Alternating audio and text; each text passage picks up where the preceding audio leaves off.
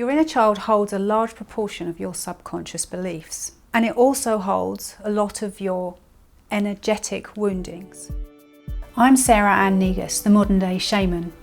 Today I have 20 years experience helping people like you find an altered state of consciousness so you can reach into your divine matrix of energy until you find inner peace and a deeper connection to life. During the time of your childhood, so from age 0 to 7, 7 to 14, 14 to 21, different energetic sites in your body were activated.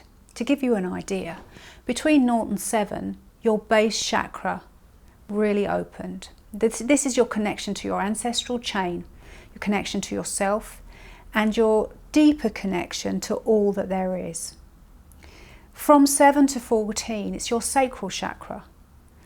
And that chakra is the seat of your relationships to everything around you and yourself.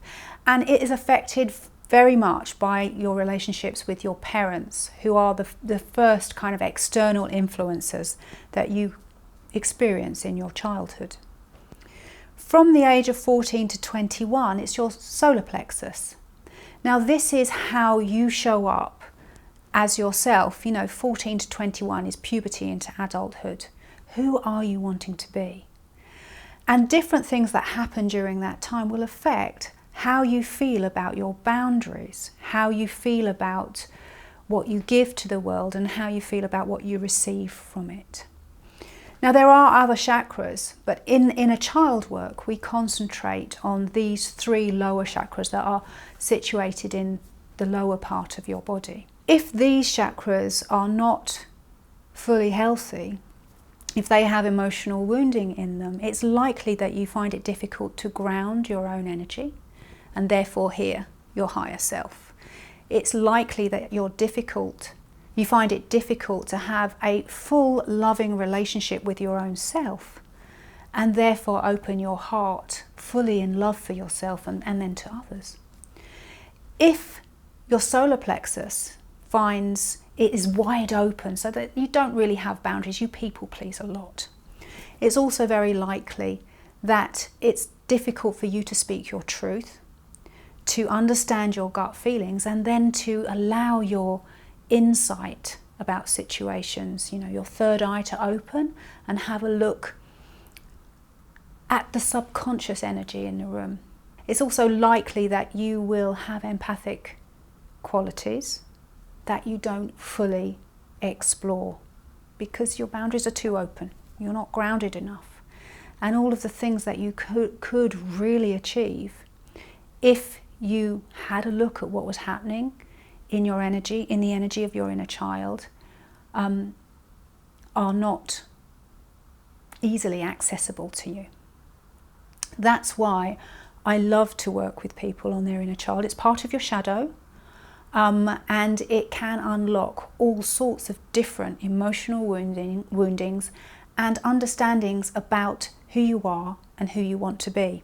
It's often that the magical part of ourselves, the creative part of ourselves, that is so near the surface when we're children, is squashed down quite soon, before the age of 7 usually. And in inner child work, that comes fully through. In a very solid way, strong way, not in a daydreamy way, a childlike play way, but in a very creative way that you can ground in your adult life. Understanding the patterns of behaviour and perception governed by your inner child allows you to change them. After all, you're no longer an innocent, emotionally immature child. You're an adult, and you want to perceive, behave, and take action from a place of strength, courage, and trust, not fear, need for survival, victim, or lack of worthiness. Nor do you want all your toys to be thrown out of the pram when things trigger you and evoke a disproportionate amount of anger. Anger that is often suppressed in childhood and never expressed because as a child you had no real ability to do that effectively. Connecting with your inner child means making better life choices that build vitality, play, spontaneity, life, magic, fun, lightness, joy, and ultimately creativity in your life.